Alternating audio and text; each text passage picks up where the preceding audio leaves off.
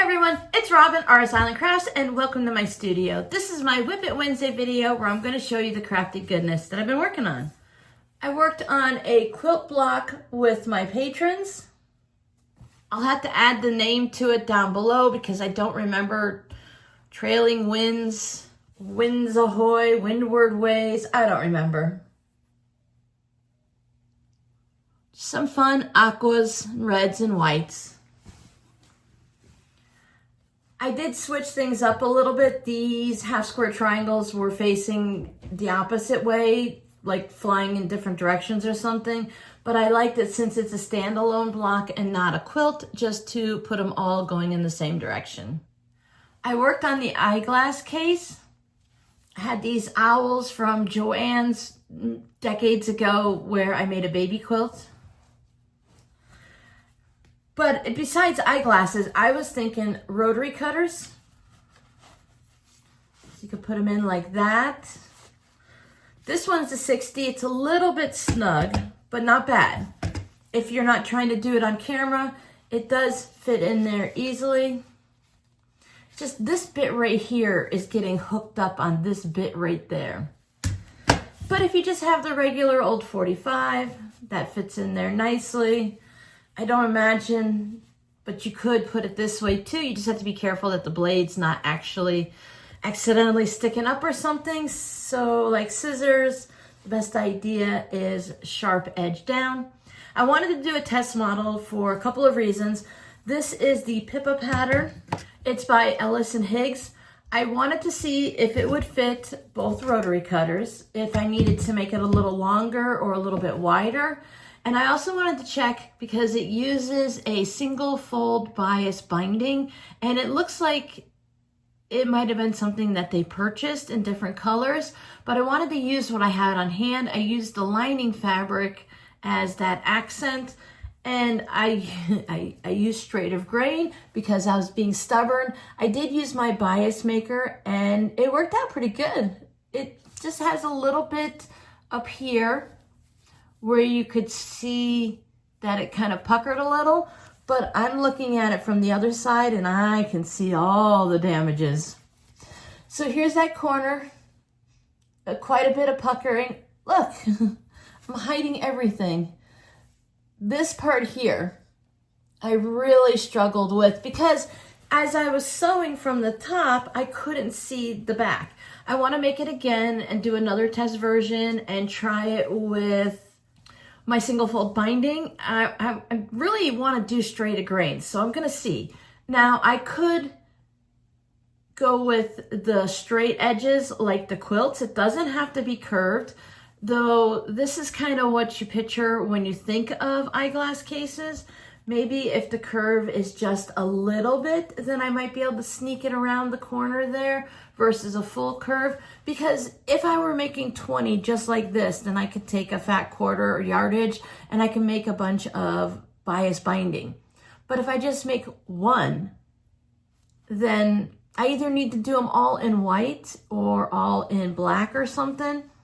And you know, white would work. I could do it with white, but I try to avoid white on binding because it could get dirty. So I want to try again, lessen the curve a little bit, see how I like the finished look, and see if I can do just a regular binding. Because if this is straight off to the edge, then you just do it like a quilt corner and then you go. I've been seeing some on Instagram that are just squared off for eyeglass cases. So that just might need to be the thing. Because again, I like the curves and the look, but not if I'm going to end up doing crazy things like that. It's always good to do a test before you cut a whole bunch of fabric and then go from there. So maybe I'll make it just a little bit wider to make it a little easier here. Give yourself a little wiggle room, but I do like how tight it is. So maybe it's one of those things that as you get used to it, your rotary cutter will just go in. It only takes a second to move it. So that's the dilemma. Wider, maybe, but not by much, maybe a half an inch. And then maybe slight curves, or I'm gonna make two. I'm gonna make one with just gentle curves and then just squared it off and see what it looks like. Because in the end, you just want it to work and be functional, and you want the fabric to be fun, and you want the binding to look nice. So I guess there's a lot of things that I want. So I might just end up doing maybe a gentle curve here and an actual flat there. We'll see. I have time to test things out. I signed up for my Shopify site and I paid the person on Etsy to set it up. And since we just had a weekend and Mother's Day, happy Mother's Day to everyone. I hope you had a great weekend. I said, don't worry about the 24 hours because they're like, we'll have it done in 24 hours. I'm like, take your time. I'm not in a rush. I'm still working on products and stuff. And nobody wants to work on the weekend or Mother's Day if you can avoid it.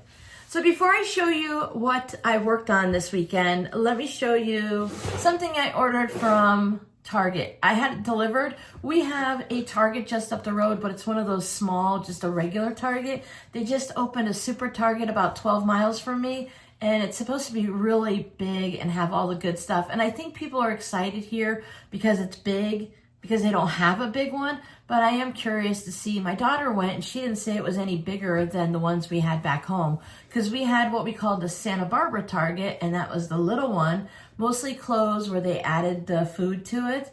And then we had the big super mega Target on the Pine Island Road Target, and that one just had all the different foods and everything. I like to go to Target for the foods because they have a lot of vegan and holiday and just various things.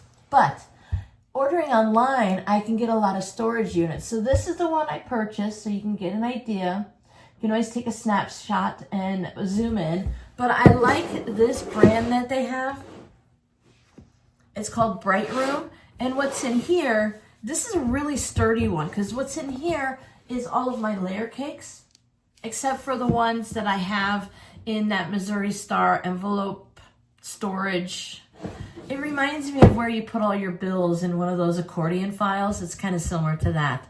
But I have a couple in there that as I'm using them, I leave them out. And then I have these.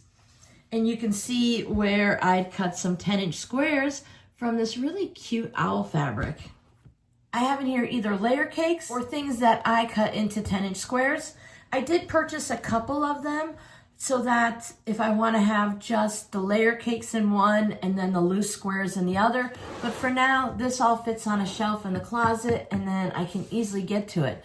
I had my layer cakes on a shelf in the closet, but if you want one, you still had to pull them all out, or they would just start leaning over and fall into the rest of the shelf. So this makes it really easy. I'd already chosen some fabrics. I pulled out some cat fabrics and paw print fabrics to do some of the eyeglass cases or rotary cutter cases. Some of the ones with the larger prints. I really love this one because it's rainbow, but it's kind of like almost in a plaid way of just the one color, like cross-hatched. And I just pulled these out. You guys have seen these before. I've used some of them. So finding things at Target and just having them delivered, because if you spend a certain dollar amount, the delivery's free, and you have to spend a certain dollar amount, I noticed, to get them to deliver certain items. Now, some things they'll deliver no problem, and other things they said you have to spend the certain dollar amount to get the delivery. Otherwise, you can go pick them up, but I know my store doesn't have them. I didn't buy just a couple of those. I bought some other things. So here is an order I'm sending out today. So thank you guys so much for making purchases over the weekend in my shop. This is a boxy bag that is going out, and I had it stored flat in a previous container, but I didn't like the idea that they would be sitting in there for days, weeks, months, however long it takes for them to sell, because, you have to find the one that's for you, and the other ones might sit there for a bit. So I bought a large clear container, and I think I'm just going to stack them all like this. So that way they're not sitting on top of each other if they all sit like this. And then it'll form an area that I can lay these on top. And it's just about one of these size, not a huge one. The prices are really reasonable for storage containers at Target. So I highly suggest checking them out if you're looking for different things. I do have my basket of goodies that I've been working on. Friday afternoon, I cut everything out and got it fused. Saturday afternoon, I did some sewing, and Sunday I did some sewing. I just made some zipper pouches from this fabric. I cut out a piece for an extra large boxy bag because I wanted to see what it would look like. So I have some extra fabrics that all the little bits that were around the piece of fabric that I had, I just went ahead and made some random size zipper pouches. This one's an actual size like the pencil pouches, I think. Yep, looks like it's pencil case size. And then some coin pouches. Again, whatever size they happen to be, they happen to be. I was also trying to match them up to some zippers I already own. This is leftovers that I sewed together from a previous boxy bag that I sent out with the rotary cutters when I was doing the Missouri Star giveaway. So here is the pencil cases. I think what I ended up doing with this one is because of the zipper situation, I needed a white zipper and the only ones I had were a certain length. So I had to make it a little bit shorter just to make sure that I could do that. I'm trying to be really careful with my zippers and projects I made. I went to look at the zippers, and of course, with the whole tariff situation, the zippers that I get, the YKK, they've gone up in price everywhere. If you don't buy them in like large quantities, the prices have doubled actually. And I'm saying doubled because I spent 49 cents and now they're up to close to $1. Sometimes you can get them for 64 cents, but they have gone up in price. I love this fabric. It was a piece of fabric with rows of flowers going down, and it had one wide row and one narrow row. So I made some pencil pouches with it. So I just pull out my zippers that I bought last year because I bought over 200 of them. My daughter went, whoa, when I said that, but then I reminded her that I make at least 100, 150 pouches each year to just make a bunches of them. So now I'm trying to match zippers and fabric and project to make sure I'm in the right area. So when I do purchase zippers, I'll purchase the ones that I specifically need. I did work on some boxy bags. I'll turn them a little bit so you can see the fabric, but I have sewn them to this stage, and I just needed to make sure I was doing it right, so I did everything else first. But they do have their zippers on. So this is the extra large one with that fun fabric, and I tried to get it so that there would be one of these zippers almost, well, at least on it, if not in the center, because you got a zipper here and a zipper there. This is a fusible fleece, but we can see through it. So you get a zipper there. This one was a really pretty fabric. I don't want to turn them all the way around because it's just gonna have to get turned back again. But it has this green wreath. It's like in the shape of a remembrance ribbons. And then it has the pink flowers on it. So these are more of the large size. This one is this fabric.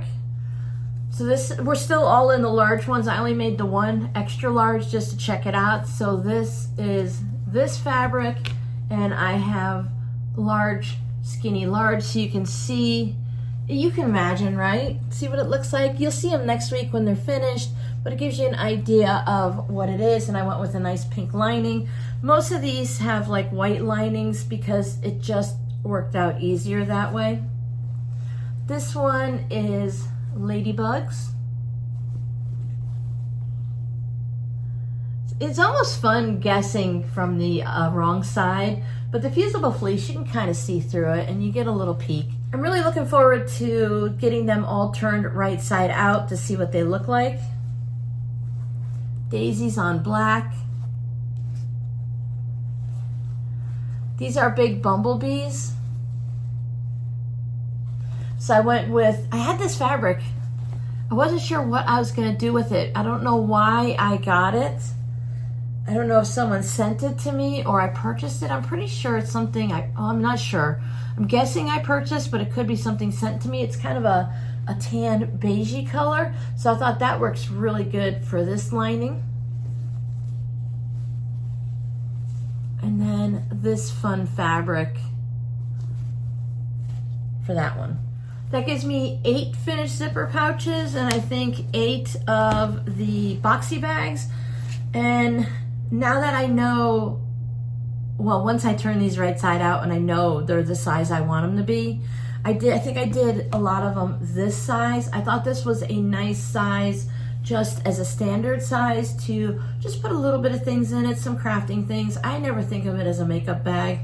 I always think of it as a boxy bag with the zipper that goes all the way over. I might make some smaller ones that have just a zipper that goes across the top for a little bit of variety, depending on what people need. But I think overall, it's a good size. And then we'll see how much bigger this one is once it's all done.